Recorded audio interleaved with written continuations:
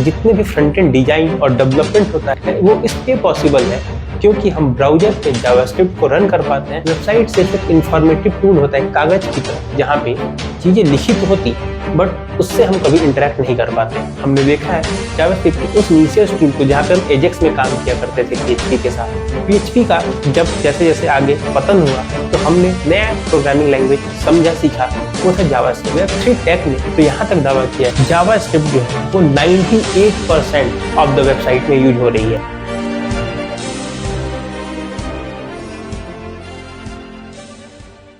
आज के टाइम पे आप चाहे जिस भी वेबसाइट के अंदर चले जाओ, उसका फ्रंट एंड बहुत ज़्यादा चांसेस है कि जावास्क्रिप्ट के किसी लाइब्रेरी या फ्रेमवर्क की मदद से बनाया। आखिरकार जावास्क्रिप्ट इतना पॉपुलर क्यों है अक्रॉस द वेब? इस वीडियो में हम लोग समझेंगे जावास्क्रिप्ट के बारे में कि आखिर जावास्क्रिप्ट इतना पॉपुलर क्यों है और जावास्क्रिप्ट के पॉपुलर होने का रीजन क्या है। तो चलिए वीडियो को शुरू करते हैं और डिस्कस करते हैं कि आखिर जावास्क्रिप्ट इतना पॉपुलर क्यों है अक्रॉस द वेब।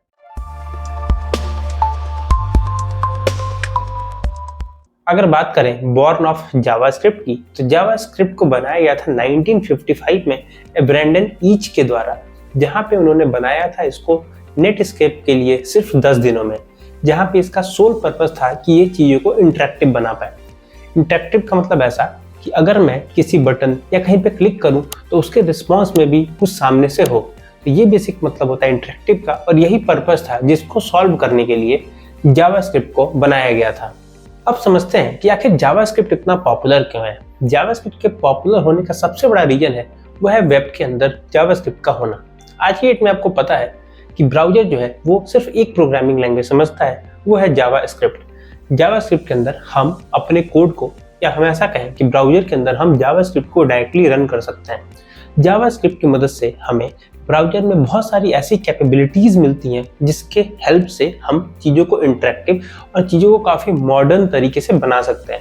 इवन आज के टाइम में जितने भी लेआउट, जितने भी फ्रंट एंड डिजाइन और डेवलपमेंट होता है, उसमें बहुत बड़ा रोल है। वो इसलिए पॉसिबल है क्योंकि हम ब्राउजर पे जावास्क्रिप्ट को रन कर पाते हैं और ब्राउजर पे ही हम बहुत सारी चीज़ों को परफॉर्म कर पाते हैं।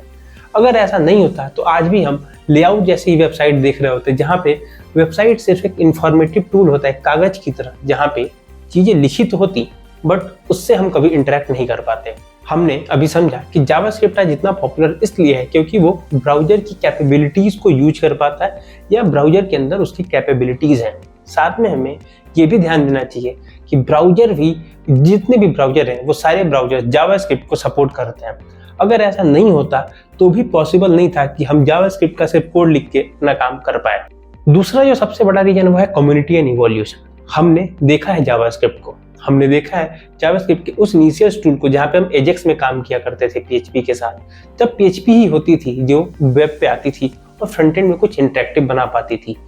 PHP का जब जैसे जैसे आगे पतन हुआ या PHP से जब हम आगे बढ़े तो हमने नया प्रोग्रामिंग लैंग्वेज समझा सीखा, वो था जावास्क्रिप्ट। जावास्क्रिप्ट भी अपने टाइम में बहुत स्मार्ट नहीं था। इवन आप अगर 10 या 15 साल पहले ही देखो तो जावास्क्रिप्ट इतना स्मार्ट नहीं था, बट आज की डेट में जावास्क्रिप्ट काफ़ी स्मार्ट है। उसके टूल्स काफ़ी स्मार्ट हैं, उसकी प्रोग्रामिंग लैंग्वेज के जो फ्रेमवर्क्स हैं, जो लाइब्रेरीज हैं, वो सब कुछ बहुत स्मार्ट है। तो इस दौरान बहुत सारा इवोल्यूशन हुआ जावास्क्रिप्ट में, इसलिए भी जावास्क्रिप्ट आज जहाँ पे है वहाँ होना डिजर्व करता है। इसके बाद जो बड़ा रीजन है वो है स्पीड एंड सिंप्लिसिटी। अगर हम स्पीड की बात करें तो जावास्क्रिप्ट ब्राउजर पे काफ़ी इजीली रन होता है, साथ में उसके इन्वायरमेंट या उसके जो रन टाइम है वहाँ पे भी बहुत इजीली यूज होता है, बहुत इजीली स्पीड के साथ एग्जीक्यूट होता है। वहाँ पे भी जावास्क्रिप्ट को एक बहुत बड़ा एज मिल जाता है। साथ ही में अगर हम बात करें अपने डेवलपर पर्सपेक्टिव से, तो सबसे इंपॉर्टेंट क्या है, एज ए डेवलपर मैं क्या चाहता हूँ? मैं चाहता हूँ कि अगर मैं एक प्रोग्रामिंग लैंग्वेज सीखूँ तो मेरा फ्रंट एंड का भी काम हो जाए और बैक एंड का भी काम हो जाए। ये मेरे को आज की डेट में जो सबसे अच्छा प्रोग्रामिंग लैंग्वेज प्रोवाइड करता है वो उसका नाम है जावास्क्रिप्ट। जावास्क्रिप्ट के मदद से मैं बहुत ही हैवी फ्रंट एंड, जिसमें React JS, next JS, Angular JS, Vue JS है, मैं लिख सकता हूँ। मैं बहुत ही strong back end Node JS की मदद से लिख सकता हूँ, एक्सप्रेस और बहुत सारे और भी तरीके हैं बैक एंड लिखने के। तो अगर मैं जावास्क्रिप्ट कर रहा हूँ तो मैं अपने एप्लीकेशन को इजीली बना सकता हूँ फ्रंट एंड और बैक एंड में। साथ में जावास्क्रिप्ट के साथ मैं मोंगोडीबी जैसे डेटाबेसेस का यूज करके कंप्लीट सॉल्यूशन लॉन्च कर सकता हूँ बहुत ही कम एजुकेशनल रिसोर्स कॉस्ट में और बहुत ही कम ऑपरेशनल कॉस्ट में भी। इतना के बाद आपको एक चीज तो क्लियर होगा कि जावास्क्रिप्ट का बहुत बड़ा इम्पैक्ट है आज के टाइम पे। आपको ये जान के शायद हैरानी होगी कि वेब3 टेक ने तो यहाँ तक दावा किया है कि आज के टाइम पे जावास्क्रिप्ट जो है वो 98% ऑफ द वेबसाइट में यूज हो रही है। तो आप इससे समझ सकते हैं कि कितना बड़ा इम्पैक्ट है आज की डेट में जावास्क्रिप्ट का अक्रॉस द डिफरेंट वेबसाइट्स। अभी के लिए इस वीडियो में इतना ही। हमने इस वीडियो में देखा जावास्क्रिप्ट के बारे में। इस सीरीज में हम बात करने वाले हैं लगभग सारी टेक्नोलॉजीज के बारे में कि आखिर कोई टेक्नोलॉजी अगर एग्जिस्ट करती है तो क्यों करती है। इस प्लेलिस्ट का नाम है वाई ऑफ टेक्नोलॉजी। इस प्लेलिस्ट को आप सेव कर लीजिए क्योंकि हम इस वीडियो में टेक के वाई के बारे में डिस्कस करेंगे। तो वाई ऑफ टेक्नोलॉजी। अभी के लिए इस वीडियो को आप लाइक शेयर एंड सब्सक्राइब कर लीजिए चैनल को। अभी के लिए इतना ही। अगर आप यहाँ तक आए गए हैं तो अपना फीडबैक कमेंट बॉक्स में डालते जाइए और साथ ही चैनल को सब्सक्राइब और वीडियो को लाइक करके उनके साथ शेयर कर सकते हैं जिनको अभी इसकी जरूरत है। मिलते हैं नेक्स्ट वीडियो में जहाँ पे हम बात करेंगे डॉम के बारे में। हम समझेंगे कि डॉम क्या होता है, डॉक्यूमेंट ऑब्जेक्ट मॉडल ने कैसे वेब को इतना ज़्यादा चेंज कर दिया।